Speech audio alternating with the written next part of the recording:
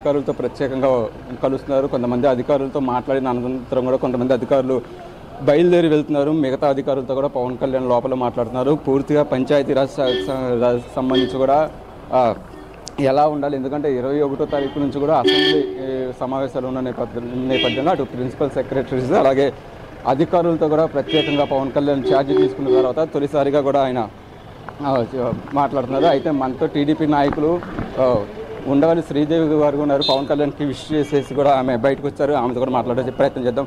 Madam, ప్రధానంగా ఇవాళ Pawan Kalyan deputy సీఎంగా వచ్చారు. ఈ కూటమి ఇంత భారీ స్థాయిలో విజయం సాధించడం ఎలా చూడొచ్చు అంటారు? ఎలా ఉంది ఆనందం మీకు?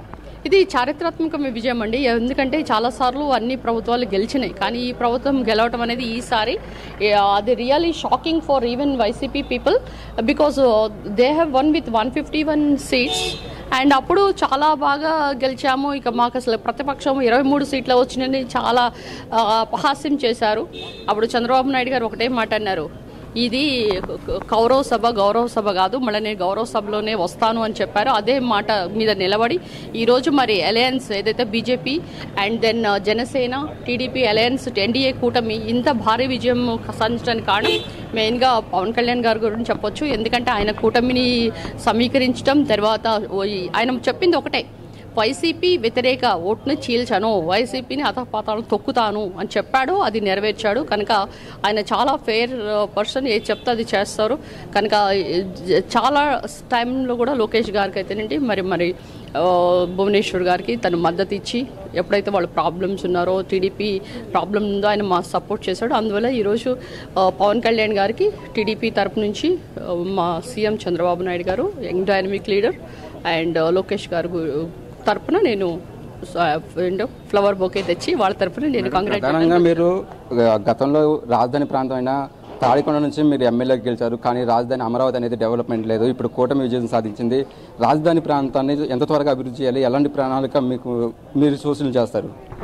ఆల్రెడీ మొన్న మేము వెళ్ళామండి, నారాయణ గారు మున్సిపల్ కమిషన్ మినిస్టర్ గారు కలిస్తే ఆ రోజు ఆయన చెప్పారు దశల వారీగా చేస్తామని. ఇప్పుడు ఆల్రెడీ ఎవరు కూడా అడగలేదు.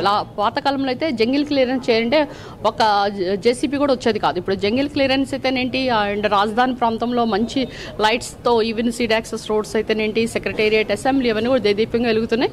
కనుక ఈవెన్ ఎమ్మెల్యే క్వార్టర్స్ తర్వాత అధికారుల క్వార్టర్స్ కూడా 90% క్లియర్ అయినాయి. కనుక అవి కూడా క్లియర్ చేసేసి మిగతా బ్యాలెన్స్ ఏదైతే ఉందో వాటర్ కానీ సీవేజ్ ప్రాబ్లమ్స్ అవి చేసేసి తొందరగా డిస్ట్రిబ్యూట్ చేస్తున్నారు. టిట్కో హౌసెస్ కూడా ఇస్తున్నారు. ఎందుకంటే టిట్కో హౌసెస్ అనేవి అది రియల్లీ 2000 పైన ఉన్నాయి రాజధాని ప్రాంతంలో. కనుక అక్కడ ఎప్పుడైతే రాజధాని పూలింగ్కి 33,000 ఎకరాలు తీసుకున్నారో అక్కడ రైతులు చెప్పడం జరిగింది, ఇంటికి ఒక ఉద్యోగం అని, తర్వాత వాళ్ళకి కావాల్సిన హౌసెస్ అయితేనేంటి అన్నీ కూడా చేస్తానని చెప్పారు. అది ఆ దశలోనే ఈరోజు మన సీఎం చంద్రబాబు నాయుడు గారు తర్వాత లోకేష్ గారు నేతృత్వంలో ఇవన్నీ కూడా దేదీప్యంగా జరుగుతాయని చెప్తున్నారు. అది ప్రస్తుతం రాజధాని డెవలప్మెంట్కి సంబంధించి కూడా తాడికొండ మాజీ ఎమ్మెల్యే ఉండవల్లి శ్రీదేవి గారు చెప్తున్నారు, రాజధాని అభివృద్ధి మళ్ళీ పరుగులు పెడుతుంది. పూర్తిగా కూడా కూటమి ప్రభుత్వం అధికారంలోకి వచ్చిన తర్వాత రాజధాని పనులు కూడా వేగవంతమైన అటు డైనమిక్ లీడర్ పవన్ కళ్యాణ్ ఇంత ఘన విజయం సాధించడం, అలాగే కష్టకాలంలో ఉన్నప్పుడు పూర్తిగా కూడా పవన్ కళ్యాణ్ చంద్రబాబుకు అండగా ఉన్నారు. చంద్రబాబు జైల్లో ఉన్నప్పుడు పవన్ కళ్యాణ్ స్వయంగా వెళ్ళి అక్కడ పొత్తు ప్రకటించడం, ఈ టీడీపీ క్యాడర్ కూడా ఒక రకంగా చంద్రబాబు అరెస్టు జరిగిన సమయంలో కొంత నిరుత్సాహం ఉన్నప్పుడు పవన్ కళ్యాణ్ లాంటి లీడర్ వెళ్ళి చంద్రబాబుని కలవడం, పూర్తిగా కూడా ఎలాంటి షరతులు లేకుండా పూర్తి స్థాయిలో సపోర్ట్ చేయడం, ఇవన్నీ కూడా చూసుకుంటే పూర్తిగా ఈ అన్నీ కూడా పవన్ కళ్యాణ్ డైనమిక్ లీడరిజానికి కూడా గుర్తింపు. పవన్ కళ్యాణ్ రాజకీయంగా కూడా చాలా వరకు తగ్గినప్పటికీ కూడా కూటమి విజయంలో కీలక పాత్ర పోషించారు. కాబట్టి ఆంధ్ర రాష్ట్ర ప్రభుత్వంలో కూడా పవన్ కళ్యాణ్ తనదైన శైలిలో కూడా పాలనా పరంగా ఉండబోతుంది. రాబోయే రోజుల్లో 5 సంవత్సరాలు కూడా అభివృద్ధి చెందుతుంది అంటూ కూడా అటు జనసేన నాయకులు అలాగే టీడీపీకి సంబంధించిన నాయకులు కూడా చెప్తున్న పరిస్థితులు అయితే నేను చెప్పుకోవచ్చు. ప్రత్యేకంగా పవన్ కళ్యాణ్ ఛార్జ్ తీసుకున్న అనంతరం కూడా అధికారులు విష్ చేశారు. దాంతోపాటు అటు నాదెండ్ల మనోహర్ మరొక మంత్రి అలాగే కందుల దుర్గేష్ కూడా పూర్తిగా విష్ చేశారు. అలాగే పిఠాపురంలో పవన్ కళ్యాణ్ విజయానికి కీలక పాత్ర పోషించిన వర్మ ప్రత్యేకంగా పవన్ కళ్యాణ్ అభినందించారు. అటు పవన్ కళ్యాణ్కి శాలువా కప్పి కూడా ఆ పవన్ కళ్యాణ్కి విష్ చేసిన పరిస్థితులు అయితే నేను చెప్పుకోవచ్చు. పూర్తిగా ఇవాళ రాష్ట్ర వ్యాప్తంగా కూడా అటు కూటమి నేతలతో పాటు జన సైనికులు కూడా సంబరాలు చేసుకునే ఒక సుదీర్ఘమైన అపూర్వమైన ఘట్టం అని చెప్పుకోవచ్చు. ఎందుకంటే 10 సంవత్సరాల పాటు కూడా సుదీర్ఘ పోరాటం తర్వాత అసెంబ్లీ గేటు కూడా తాకని ఉన్న వాళ్ళకి దిమ్మ తిరిగే విధంగా కూడా వాళ్ళని కేవలం 11 స్థానాలకే పరిమితం చేసి పూర్తిగా 164 సీట్లలో కూడా కూటమి విజయానికి కీలక పాత్ర పోషించిన పవన్ కళ్యాణ్కి ఇలాంటి అపూర్వమైన గౌరవం దక్కడం కూడా చాలా ఆనందంగా ఉంటుందని కూడా చెప్తున్నారు. అయితే మనతో అవనగడ్డ ఎమ్మెల్యే మండలి బుద్ధప్రసాద్ ఉన్నారు. సార్, ఇవాళ డిప్యూటీ సీఎంగా పవన్ కళ్యాణ్ బాధ్యతలు స్వీకరించారు. 10 ఏళ్ల రాజకీయ పోరాటంతో అనేక విమర్శలు అందుకున్నా కూడా ఎక్కడ కూడా తలగొకుండా పనిచేశారు. ఎలా చూడొచ్చు అంటారు ఈ విజయాన్ని, వాళ్ళు తీసుకున్న ఛార్జీ మొత్తాన్ని?